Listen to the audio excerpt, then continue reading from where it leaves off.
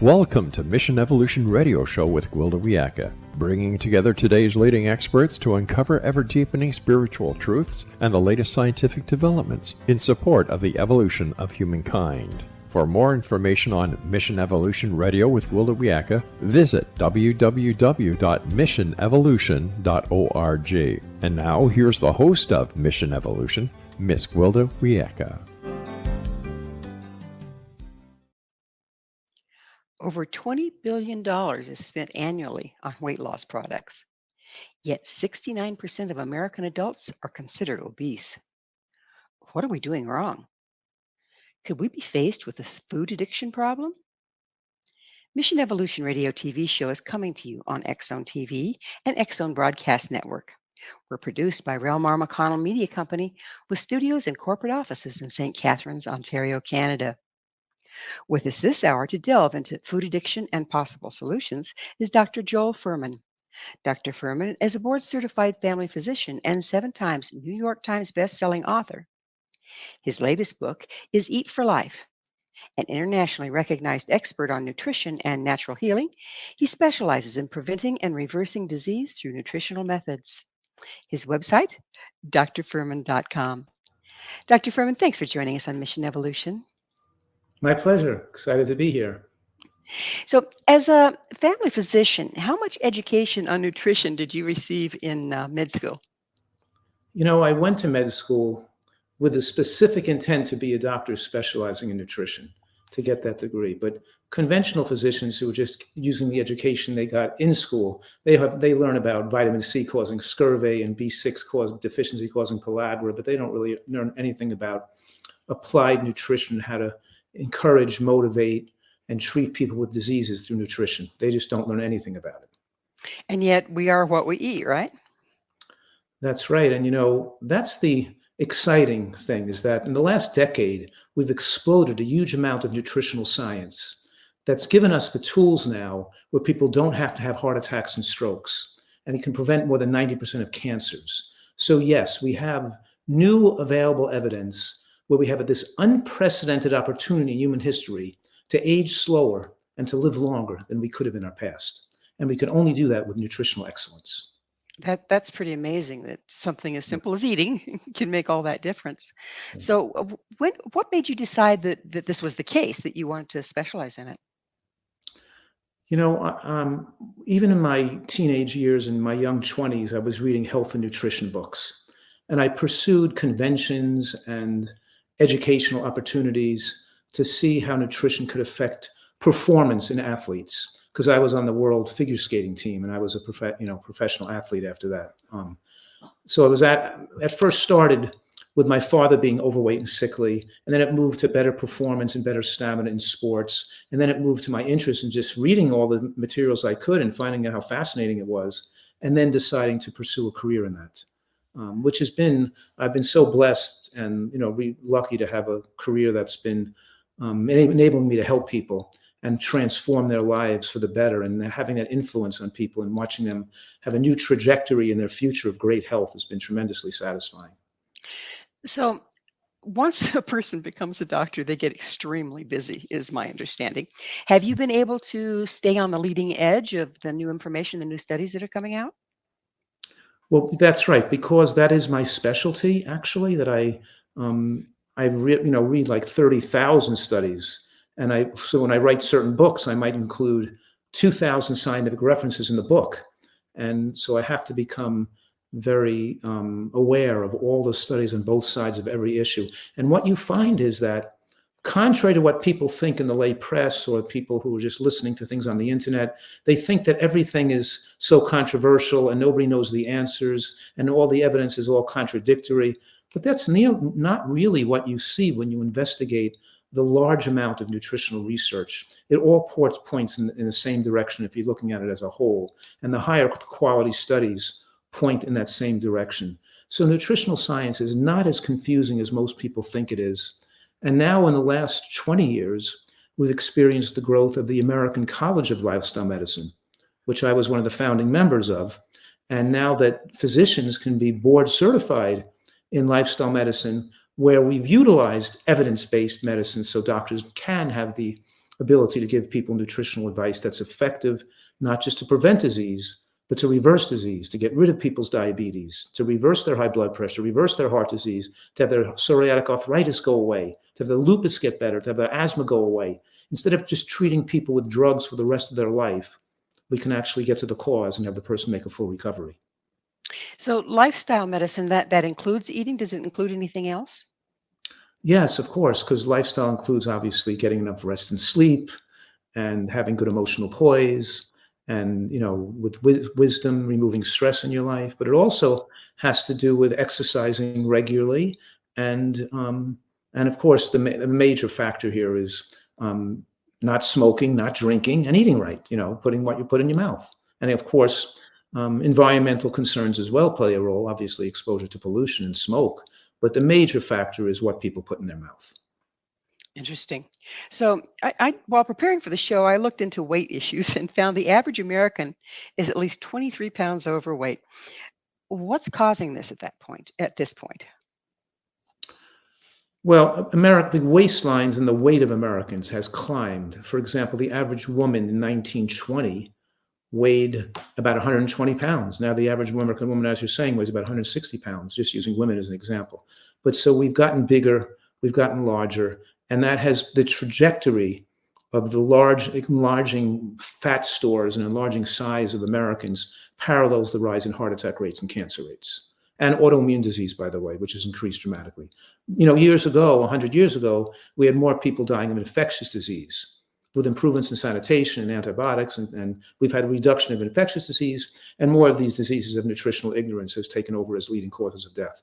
We're not generally living longer today than they lived 100 years ago, 50 years ago. We're just dying of different causes. Now we're dying of poor nutrition and food excess. I always say half of what we eat meets our nutritional needs, and the other half meets the needs of our doctors. Meaning that the extra calories we eat is what is the major cause of disease, because fat on the body promotes inflammation, increases risk of infection, cancer, heart disease, stroke, and ages us rapidly. So there's no such thing as a healthy overweight person, because fat itself makes you insulin resistance. Insulin is a major fat storage hormone that also drives spread of cancer, or drives angiogenesis, which is the ability of a cell of a cancerous tumor to glean a blood supply. So we're saying that fat cells activate the aromatase system, which make you produce more estrogen. They make you insulin resistant, which makes you produce more insulin. So they're hormonally unfavorable. And fat cells, of course, because they get a poor blood supply, spew out pro-inflammatory compounds that make the body age faster and increase risk of infection-related death as well. Oh, interesting. I didn't know that about them putting out all the inflammatory stuff, if you will. So how you speak about we eat more calories than we need. Okay. But what about the quality of our food? Hasn't it gone down considerably since, over the years, the past, 20, 30 years? Yes, since World War II and the fast food revolution, people are eating more processed foods, more white flour, more oils, more fried foods, more sugar, more. They're eating foods that do not have nutrients in them. The quality of the food went down because we're eating processed foods, restaurant food, and fast foods, and packaged foods. That's why the quality went down. The quality of a cucumber didn't go down. It's the quality of what we're eating went down. We're not eating, but produce is about, as produce as a whole, is about 10% of the American diet right now. It should be 90% of what we eat. But out of that 10%, only 2% is vegetables in the American diet. Americans get 60% from processed foods and 33% from animal products. And I'm saying processed foods are like a bagel or a croissant. They're made of white flour, sugar, and oil. And white flour is a sugar equivalent, because white flour breaks down into sugar before it enters the bloodstream. So it enters the bloodstream as glucose, the same as had you eaten a sugar cube or a candy bar. So white flour, pizza, burger buns are candy. And they're just plain sugar with no nutrient load. And when our body is deprived of nutrients, then we have a higher desire for more calories. So yes, what you're insinuating is that we're eating a lot of calories, but we're not getting a lot of nutrients. And that leads to excessive cravings and the excessive desire to eat more calories. And also it makes the buildup of more inflammatory waste products. We have more pro-inflammatory toxins in the body And when those toxins try to come out, we feel shaky and weak and fatigued, and we have to eat more food to deal with the extra stimulant, to deal with the fatigue that's caused by the lack of nutrients. So basically, we're starving amongst plenty. That's correct. We're nutritionally starved amongst plenty.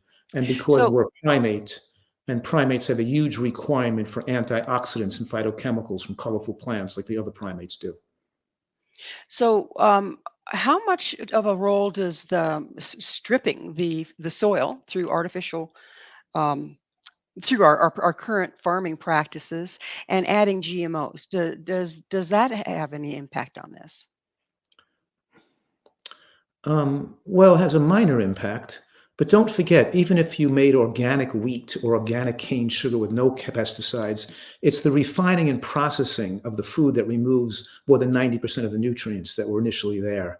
So it's, even though the soils are, and keep in mind that the corn and the wheat and the soy and these food crops that are grown in the Midwest do have some, over the years, deficiencies in nutrients and more use of pesticides and glyphosate and other toxic and chemicals, which is certainly a negative factor.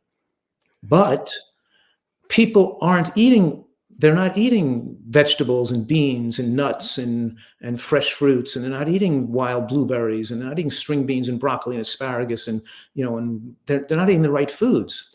Had they eaten the right foods, which are primarily grown in the coastal areas and don't have much soil damage in those areas, they wouldn't have those deficiencies. It's the choice of food that's leading to because if they chose white flour made out of organic white flour, they'd still be just as nutritionally deficient.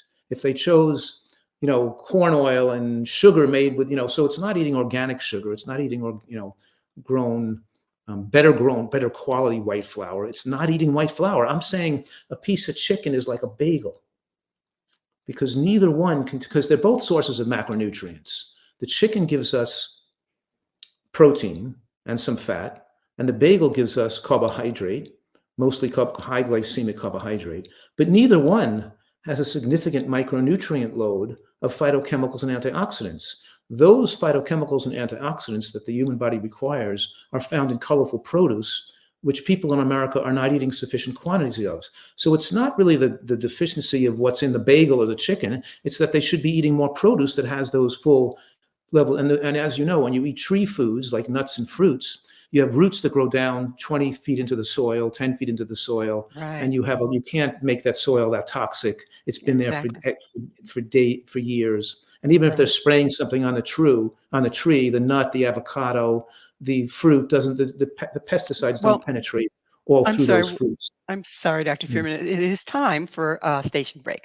So, Dr. Fuhrman and I will be back shortly. Don't go away. This is Mission Evolution, www.missionevolution.org. With all the diets available, why are we still getting fat?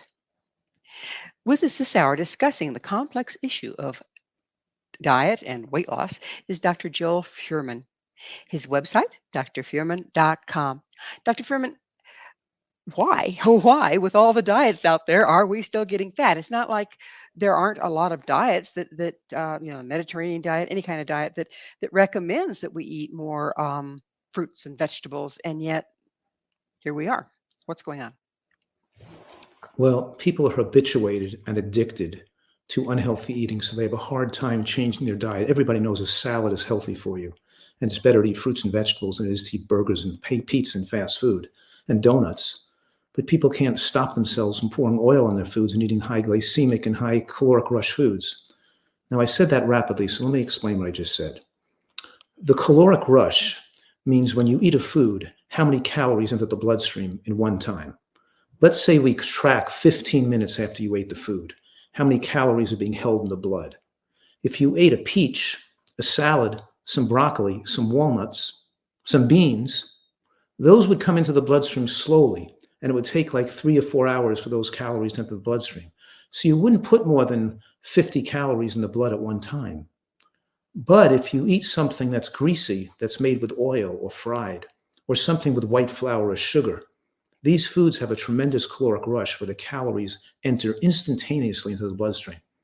You can put 300 to 500 calories in the bloodstream in the first 15 minutes after you ate that meal. You could never have done that in the history of the human species. You could never have gone out there in the wild and eaten so many calories that are so rapidly absorbed into the bloodstream. And this spike of calories in the bloodstream, which I'm calling the caloric rush, which is similar to the glycemic load of the food, is how much sugar enters the bloodstream all at one time, right? The glycemic load is related to the caloric rush. And that stimulates the areas of the brain, the dopamine centers of the brain get overly stimulated, the same areas that are stimulated by opiates or narcotics are stimulated by the high caloric load rushing into the bloodstream. And the calories I'm talking about are sugar calories in the blood and fat calories in the blood. Because most Americans get their fat from oils and animal fats. Whereas a nutritarian, and that's the term I use for the diet style I recommend, a nutritarian diet, a high nutrient diet. Us nutritarians get most of our fat from eating nuts and seeds and avocados, which the fats absorbed in the bloodstream varies gradually. And we're getting our carbohydrates from vegetables like carrots and peas and beans, where the calories of the carbohydrate calories are coming in the body more slowly as well. We're not spiking the bloodstream with a huge amount of calories. So not only do we become habituated to this high caloric load, as our brain becomes more dopamine resistant and used to the caloric load, we don't feel right if we don't have a high caloric load. We're not satisfied anymore if we don't have an excessive caloric load. So a salad and some broccoli or string beans and nuts or a piece of fruit wouldn't satisfy you. You have to have something more concentrated, like a piece of cheesecake or some ice cream or some candy. You need something that's oily you need a higher caloric load food with a higher caloric rush, or you feel like you're empty because you've overly stimulated the body and you've overstimulated the brain, and you've gotten yourself acclimated to an excessive caloric load with an excessive caloric rush. I'm saying those caloric rush foods don't exist in nature. And had you lived 10,000 years ago, you couldn't have possibly been made your brain become addicted to a piece of fruit. A chimpanzee or a gorilla doesn't sit in front of a tree and eat 40 bananas. They eat a few and they'll go to a different tree for a different type of food, just like we would have done. But now, because not only are our brains addicted to the high caloric load, just like other addictions, we feel poorly and we feel withdrawal when we don't eat food now, because we've overstimulated the body and we've called a buildup of more toxic waste in the body from overeating and eating nutrient poor food, which builds up more free radicals and advanced glycation end products. We're talking about the toxins we talked about from the fat supply, the cytokines, the lipokines. We have more pro-inflammatory substances in the body from overeating and eating low nutrient food and being overweight. So now when we don't eat food, in between meals, when our glucose goes down and we're not digesting, that's when the body goes into a detox mode and tries to repair and heal and remove toxins. And we feel shaky, agitated, fatigued, stomach cramping, headache, and we got to eat food to make us feel good again. So now we're habituated for the discomfort of the withdrawal from eating a poor diet.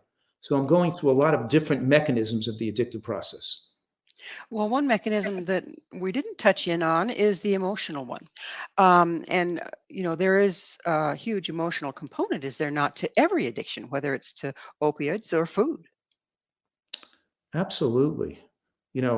I deal with this all the time because I have a retreat in San Diego where people come here for a month or more to deal with food addiction and emotional overeating problems. And we teach them how to eat healthfully but we also give them a lot of wisdom training, because people are socialized in this Western culture to try to go after other people's approval and to try to feel superior or above people. We're trying to show off, and it makes for that we're going for this type of externally generated self-esteem, trying to get other people's approval, makes it difficult for people to change their diet and be different from the other Americans and their social network and their friends and family, which are going to sabotage them trying to eat healthfully.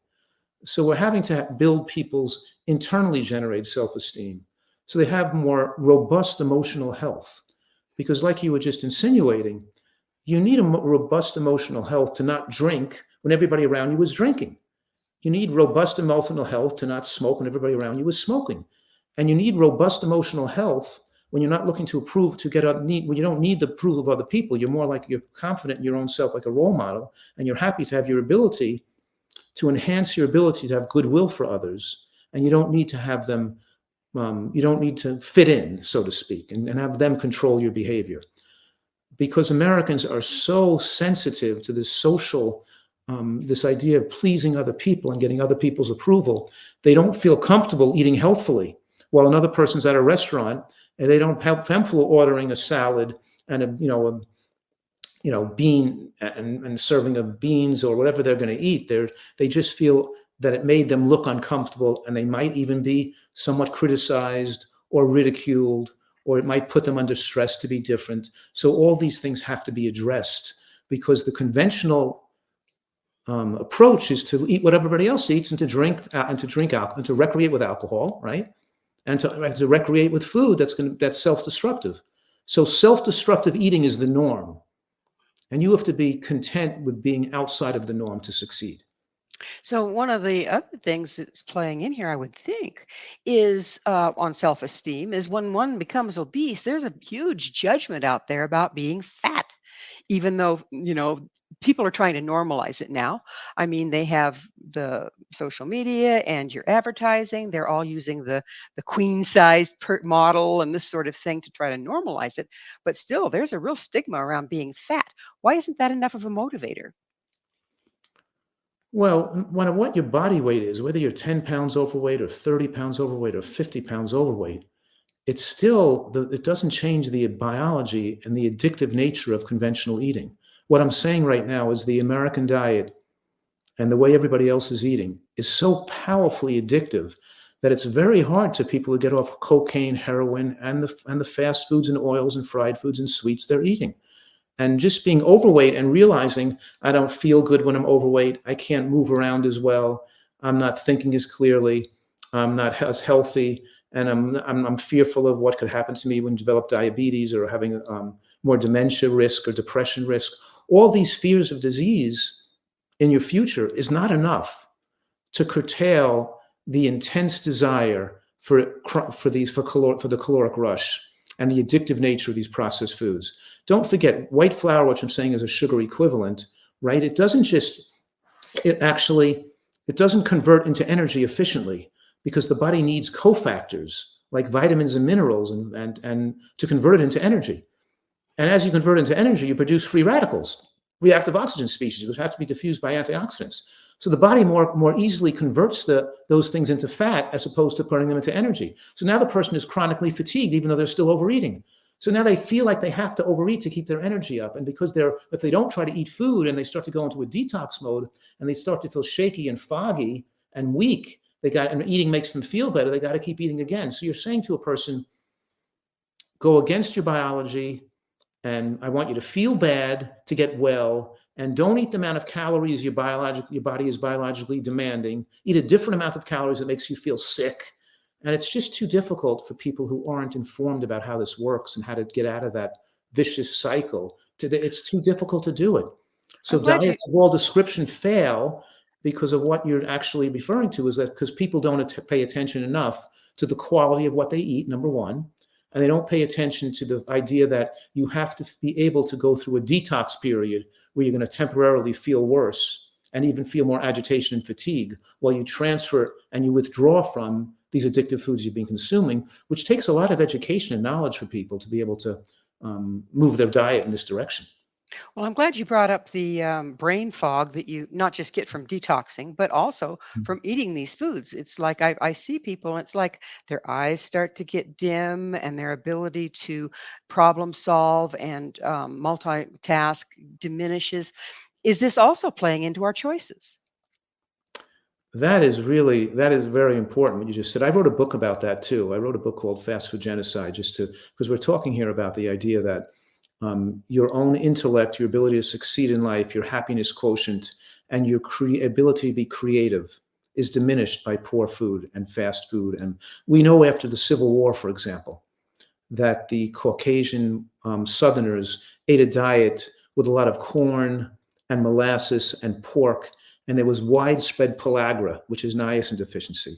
And pellagra causes a rash, which they call a red neck, but it also causes delusional thinking, lack of more anger, easily anger, more homicidal and suicidal type of behavior. And a lot of these people were arrested and put in prisons. So And now you're kind of exacerbated lynching of blacks in the South after the Civil War. And well, we now you're knew, kind of outlining what we're looking at in our society today, aren't you? yes, I Is am. this We're seeing, irrational, violent behavior among children, towards children, school shootings, all this stuff is way up. Do you connect that with the poor diet that we're experiencing as a culture? absolutely, 100%. I'm saying that we didn't learn from our history, and we're seeing this all over again, and that the rise of the fast food movement and the growth of food deserts and the lack of food, of nutrition for that affects brain function and the ability to weigh evidence, think logically, and be compassionate to others. Well, So I bet you just absolutely cringe as a doctor in nutrition when you see what they're feeding our children in schools. absolutely. Oh, my So this is goodness. all, and you mentioned the word creativity, and it absolutely, because to be in good emotional health, you have to have creative goodwill for others. So now, if a person says to you, "Oh, if I had to eat that way, I'd rather be dead. Who wants to eat carrot sticks the rest of my life?" Right. If you're not We're looking to do a comeback or to try to put them down or elevate yourself or to argue. we're You're going to just have to pick up on oh, this important topic on the other side of a station break. Dr. Fuhrman and I will be back to continue this discussion, so stay right there. This is Mission Evolution, www.missionevolution.org. Can food be healing? This is Mission Evolution, missionevolution.org. With us discussing diet and health is Dr. Joel Fuhrman. His website, drfuhrman.com. Dr. Fuhrman, we've been talking about all the illnesses and the compromises. What about healing? Can we use food to target different diseases? yes, that's what's so exciting, and I'm making this radical claim. I'm saying that food or nutritional excellence is more powerful than drugs are.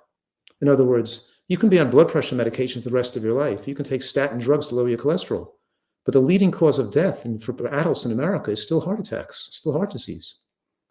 We could wipe out heart disease across America, at least 95% of it. I mean, there's some genetic, valve defects and other, infection-related valve. There's some things that can't be cured by nutrition. But I'm saying conventional heart attacks or the average heart attack never had to happen if a person ate properly.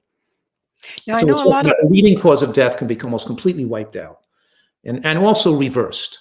75% of people who followed my nutritarian dietary approach, their blood pressure normalizes within the first month. They don't need blood pressure medications anymore. And 90% are off their medications in the first 4 months, but 75% in the first month. And almost the same thing with type 2 diabetes.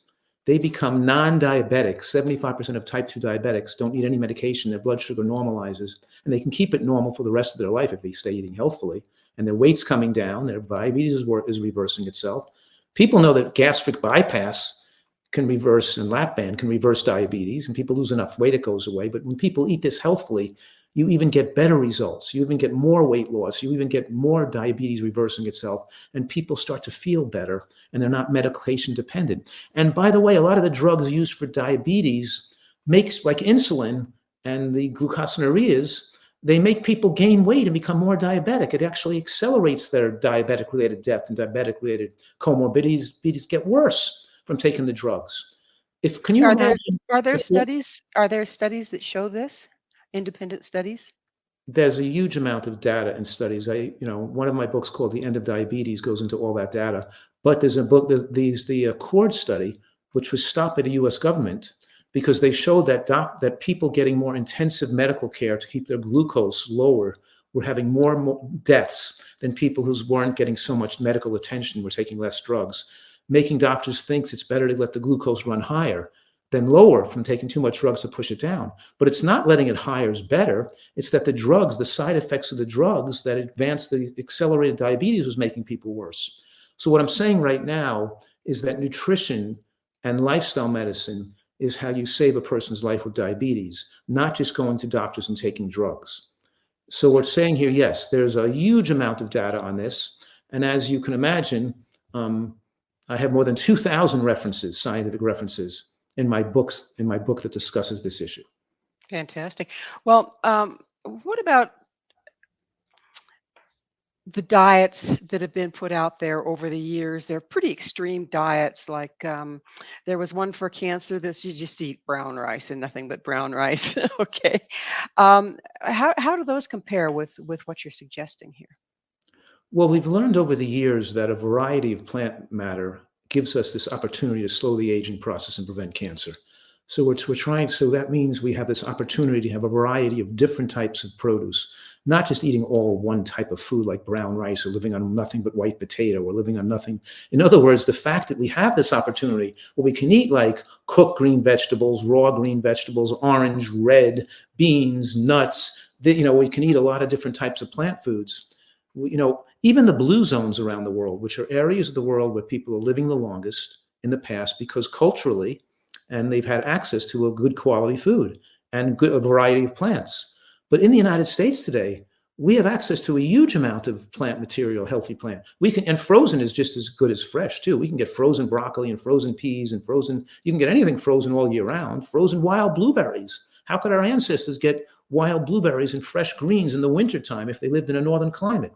So what I'm saying right now is part of this opportunity we have to extend human lifespan has to do with our access to a wide variety of food and a wide variety of different plant foods, giving us a huge access to thousands of micronutrients and thousands of phytochemicals without overeating. And as we have access to good nutrient diversity and good fiber diversity, we build up the best microbiome in the gut, which then thickens the biofilm that covers the villi. What I'm saying right now is a variety of different types of fiber, not just eating wheat fiber and psyllium, not just eating brown rice and eating the fiber from rice. It's eating a wide variety of different fibers. It affords us the ability to have the most protective microbiome. And that biofilm slows the absorption of glucose into the bloodstream. So now when you have a mango or oatmeal, the glycemic load of that is lowered because you have a thickened biofilm because you ate the beans and the mushrooms and the So onions, the let's back up a berries. little. Let's back up a little bit so our audience comes along. What Okay. is a biofilm? The biofilm is a covering of healthy bacteria that coats the villi in the small intestines. My And the fingers, villi are. the villi are these interior, the shape of the small intestines, this tube that runs and carries the food and digests the food, absorbs the food. That tube doesn't have a smooth wall. The wall has these finger-like projections. The wall is shaped like mountains and valleys. And these mountains and valleys, the food is absorbed through the cells. But the food doesn't have access directly to the cell. It has to go through a coating of bacteria before it can get through the cell into the bloodstream. And the coating of bacteria over the villi is called the biofilm. And the health of the biofilm affects how you think, your immune function, and how fast nutrients and glucose enters the bloodstream. And I'm saying here, it's a benefit for the glucose and the calories to enter the bloodstream more slowly, not more rapidly. And the biofilm, a healthy biofilm, slows the entry of calories into the bloodstream, which is beneficial. So it gets you that steady burn versus the spikes. Correct. That's correct. Okay. Okay. Understood. And your question about just living on rice, it's not going to give you a healthy biofilm compared to eating a wide variety of foods, particularly mushrooms, onions, green vegetables, beans, and nuts. All these different types of foods with different types of fibers, different types of sterols and stanols contribute to a healthier microbiome and a healthier biofilm. So all these wonderful reasons that I've heard before, I'm sure all of us have heard before, and yet we're so caught in not just what we talked about before with the social pressure and this and that, but just this addiction to where it seems like, I've experienced it myself, and I've watched other people go through it. It's like you have the good intentions, but then there's that bagel, okay? And Yes. it's like it sits there and it calls to you, and pretty soon you're munching down, even though you know it's not the right thing for you. What can you say that's going to give people hope that they can move beyond that? It's the success is proportional to the amount of prolonged abstinence from the addictive substance. So this really works. people really don't desire bagels and French fries and fried foods and ice cream anymore when they have substitutes that taste good, that are healthy for them, and they've been enough time away from those highly addictive, hyper palatable foods. In other words, we could make designer foods made by food scientists to increase the amount of palatability or the bliss point, right? More sugar, more salt, more NFG, more, we add things to the food to make it so it overwhelms people so they're addicted to it. And they can't live without those donuts, or those Well, French it's fries. good marketing, right? Yeah, right. Everything is run by the almighty dollar here. So right. the marketing and everything that's being offered to us and everything that's being advertised, it sounds like it's diametrically opposed to what our bodies need. That's right. And ice cream with just blending up frozen banana with some real vanilla bean powder and some macadamia nuts tastes really like a great ice cream. And it's healthy for you, right? You could take mango and coconut and whip it together with a little bit of lemon. It's like fantastically delicious. You can make these ice creams, but they're not as sweet and they're not hitting the bliss point as much as more of a conventional ice cream or conventional cheesecake or conventional, these all healthy alternatives are not going to be quite as stimulating and attractive to the person as the real ice cream, with the real sugar in it, with the real extra amount of sweets in it. Because I love this banana ice cream. It's not quite as sweet, but I don't like the sweet stuff. It's too sweet for me. But what I'm saying in here, that it took me many months or even years for my taste preferences to change, to find that those conventional ice creams are too sweet and to make me feel my pasty, and I could taste the bleach in like Carvel or a certain type of ice cream. You could say, oh, I can taste the bleach in the ice cream machines. It's like, and it's too sweet. I'd rather have my healthy version of this at home. Or it's the same thing, that it takes time of abstaining from alcohol or abstaining from cigarettes or abstaining from high sweets or high fats or high oils, where you're actually go through a period of time where you're going to be a little uncomfortable and you're still going to desire those foods for a while. That's why a person who is trying to get off cocaine, they put them away for 3 months into a facility and they have them in forced abstinence for a few months. With the expectation is the craving for the cocaine won't be as strong after being away from it for 3 months. So people need connection. They need social support. They need information where they're having some accountability to other people. Like when you try to get off smoking, you have to say to your whole friends and family, I'm quitting smoking. I'm making a promise. Help me stay away from cigarettes. I'm getting cigarettes out of the house, and I'm not going to touch cigarettes or go and keep me away from, bars where people are smoking, because I'm not tempted. And with enough time away from smoking, the desire for that lessens, and eventually it can be disgusting to you to inhale, to want to smoke. But it took time for that to occur. And it's the same thing with food. When people are committed to making the change, it takes obviously dedication and initiative and perseverance. It's not that easy, but you have to abstain from these things that light the fire under your desire if you want to decrease their attraction, and they're calling you to want to have those things. I wouldn't think of going to eating pizza or chocolate chip cookies or go through an airport and want to have those kind of foods, because it would be like how you need 10 men to try to tie me down, to shoot me up with a drug. I wouldn't want to put that stuff in my body, and it doesn't attract me at all. But it takes a long time to get to that point where you don't even feel like you would want that. We're almost out of time in this segment, but also our environment, high speed, fast this, fast that, isn't that also diametrically opposed to being able to eat healthy? I mean, you spoke of an airport. You can't just walk through an airport and grab your wonderful whipped up frozen fruit that doesn't have a bunch of added sugar and this and that and the next Oh, thing. but I have an apple in my bag with a bag of pistachio nuts. I'm just as happy with what I brought. Or I brought a wrap that's made with mushrooms and avocado and sprouts and onion and a delicious Thai sauce on it, Thai curry sauce. But I you have do my have own to. food, but I prepared that food. And that's part of being not an addict, because the addict will go unconsciously to the airport without any food. Exactly. So they can subconsciously have an excuse to eat that food, whereas the person who's not an addict will plan ahead to have food, the right kind of food that'll satisfy them and make them feel that they're having something delicious in their bag, so they're not tempted. So it's There you go. a different mindset. Well, we are out of time in this segment. Okay. But please stay with us as Dr. Fuhrman and I continue to explore healing properties of food. This is Mission Evolution, www.missionevolution.org. Is there proof that food can cure disease? This is Mission Evolution, missionevolution.org. We're continuing our discussion with the author of Eat for Life, Dr. Joel Fuhrman. Dr. Fuhrman, what are some of the most exciting disease reversal causes that you've seen? Well, to me, I'm so blessed that I've had the opportunity to work with so many people who made complete recoveries from serious illnesses. And I could just give a few stories, but each story, right, represent hundreds of people or thousands who have similar stories. Like a woman who had lupus, who destroyed her kidney on the National Renal Transplant List, waiting for a new kidney, with a creatinine of 4.2. And after following in this program and working with me nutritionally and weaning off her drugs gradually, her kidney came totally back to normal again, with her creatinine now 0.8, less than 1. The Normal the kidney kidney that function. had been the kidney that had been destroyed? The kidney that had been destroyed came back to normal.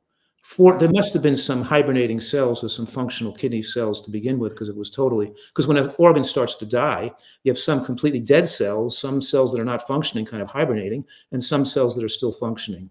But obviously, the body she was young enough and healthy enough where she was able to come back from a 4.2 creatinine level, which is pretty much 90% of kidney function, 90% of kidney not functioning.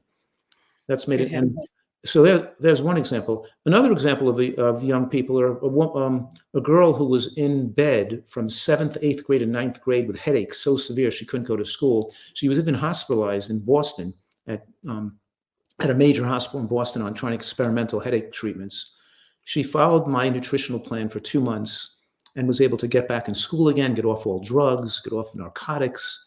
And she actually got on the school track team and ran for school president and went to college and had a great normal life, has her own children now. I can give an example of a woman who, I have many people with psoriatic arthritis who were almost crippled with not just the psoriasis in their ears, in their private parts, and all over their body, when taking drugs and not, in any case, many people who've removed the psoriasis and psoriatic arthritis, rheumatoid arthritis with autoimmune conditions. Many And yet, people.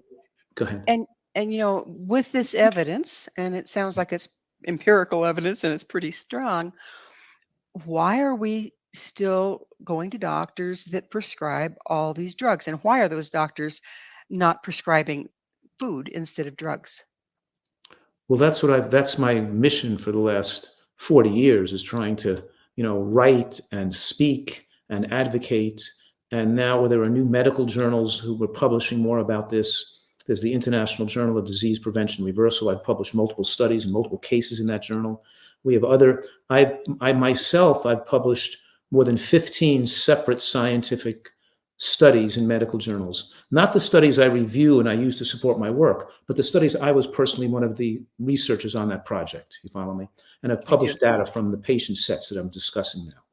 And then many other people have as well. There are many other physicians that have, and nutritional researchers have. So there's a tremendous amount of scientific evidence.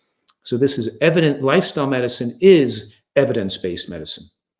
And much of what medical doctors do, which is drug-based medicine, is not evidence-based. It doesn't have the evidence and the efficacy and the safety of lifestyle medicine. How much does what the established insurance company policies have to do with this? Well, that's an excellent question, too, because doctors are rated based on their adherence to drug prescribing regimens. And as a doctor gets prescribed more drugs and meets the conventional drug prescribing, you could say, agenda, their scores go up. So people look for them and say, oh, that's a highly rated doctor. And their payments could be based on, they can make more money as they adhere and prescribe more conventionally. So a doctor has to choose to reduce their income if they want to prescribe less and get people off medications. So yes, the conventional, and also because doctor visits are paid by, the more visits you can squeeze in and the more you can do procedures, the more you're going to make more money. So doctors aren't paid for keeping people healthy and not coming in. And so they lose money as they keep people healthy and have less visits. They make more money when they have more patient visits. But in any case, yes, absolutely, that our economy and our medical care is not based on, it's not, the foundation is not teaching people how to eat, how to live healthfully. Now, as a leader in the lifestyle medicine community, we are teaching doctors to take diabetic patients and see them in a group visit. And every Wednesday night, there's a group visit for the diabetics, and the doctors will lecture and teach. And they could bill the insurance company for the group visit charge. So they can still make money. So we've talked about ways how doctors can still make a living and make money in educating, because you can't educate a person in a 10-minute visit. You need hours, and they need to be not just 1 hour. They need an hour 1 week, and next month another hour, and the next month another hour. They need medication adjustment downward. So this is a specialty in itself. How to medication, motivate and educate people to. When we're working on education, shouldn't it start in the schools? I mean, the nutrition we get in schools is horrific, isn't it? Yes, that's the most effective way to do things. Because, people say, why can't you get doctors to learn more about this? And I'm saying, yeah, but, we want to get doctors to tell people, after they get lung cancer, that they should have never smoked, because they don't go to the doctor. After you have high blood pressure, after you had your first heart attack, tell you to change your diet. No, we should tell people at the beginning. And that's not, and you know what? It worked. When we started bringing the no smoking message into the elementary schools, no drugs, no smoking, then we saw, not only did we see as people grew, they didn't smoke as much, but it had a more positive effect on adults who were smoking to quit, because we based the information on the whole population learning this information, including children. The children themselves put a lot of pressure on parents to make better health habits, not just parents on children. So you're absolutely correct in that. If this is going to be extremely effective at revolutionizing the health of American society, we have to have a better job of bringing nutritional education to the schoolroom. And in Europe, they now have reading, writing, arithmetic, and nutritional science. And those are because what's going to affect your ability to succeed in life, to get more educated, to be happy, to be mentally healthy, and to be physically healthy, it's your nutrition. So it should be reading, writing, arithmetic, and nutritional science. And we don't do that in this country. We're totally against that, because in this country, we want the freedom to use addictive, cancer-causing agents on our children. And we want the parents to be able to harm their children using soda and fast foods. And we don't want anybody telling us what to do. And I'm not, I'm saying we have to add this to our educational process, as you just said the same thing. Well, one of the things that is running rampant in our schools is ADD and ADHD, and it's being grossly medicated with very strong drugs. What's your take on that one? Everything is a medical or a pill solution.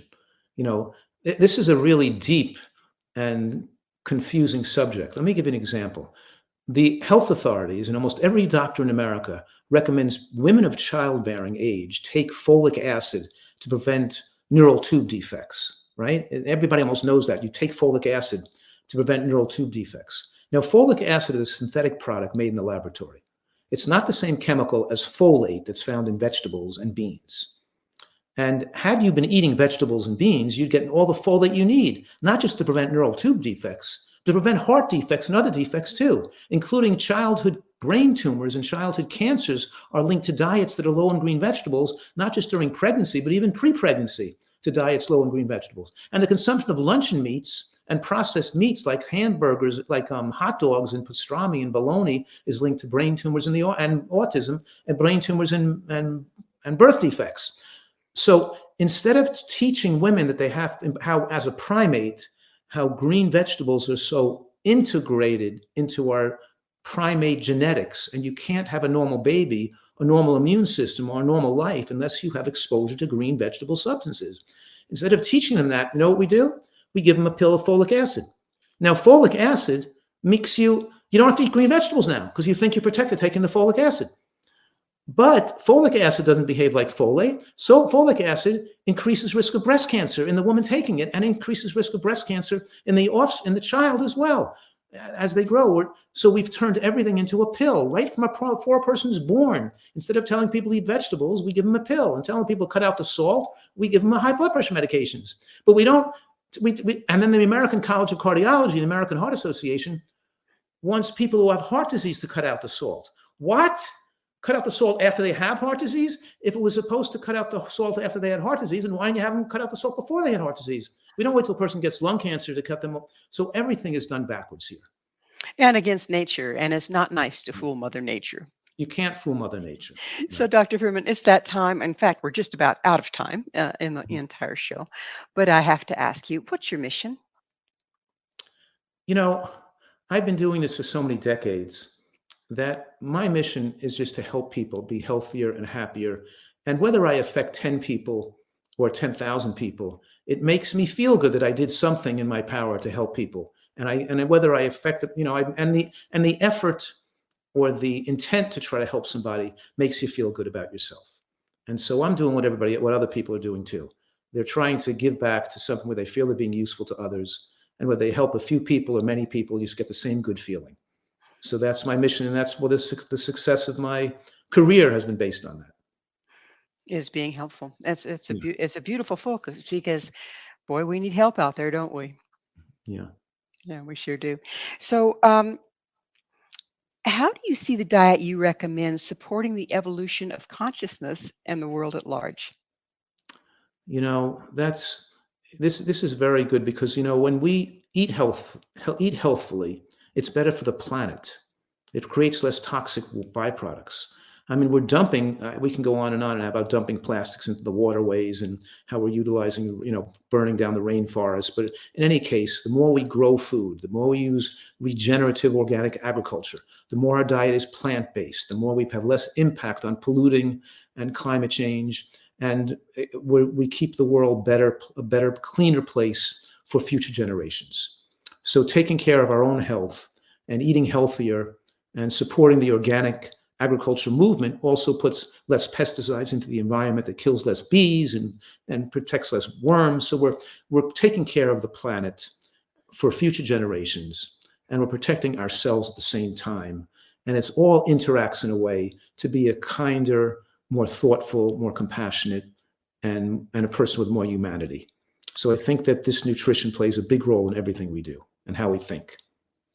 And that we can think. Yeah, absolutely. Yeah. Well, it's that magic moment. We are out of time. Dr. Fuhrman, thank you so much for coming on the show. My pleasure. Thanks for having me. Our guest this hour has been Dr. Joel Fuhrman. Dr. Fuhrman is internationally recognized expert on nutrition and natural healing and the author of Eat for Life. To find out more about Dr. Fuhrman and all he has to offer, visit his website, drfuhrman.com. This has been Mission Evolution with Gwilda Wiyaka. For more information or to enjoy our past archived episodes, visit www.missionevolution.org. But please be sure to join us right here next time as this mission continues, bringing information, resources, and support to a rapidly evolving world.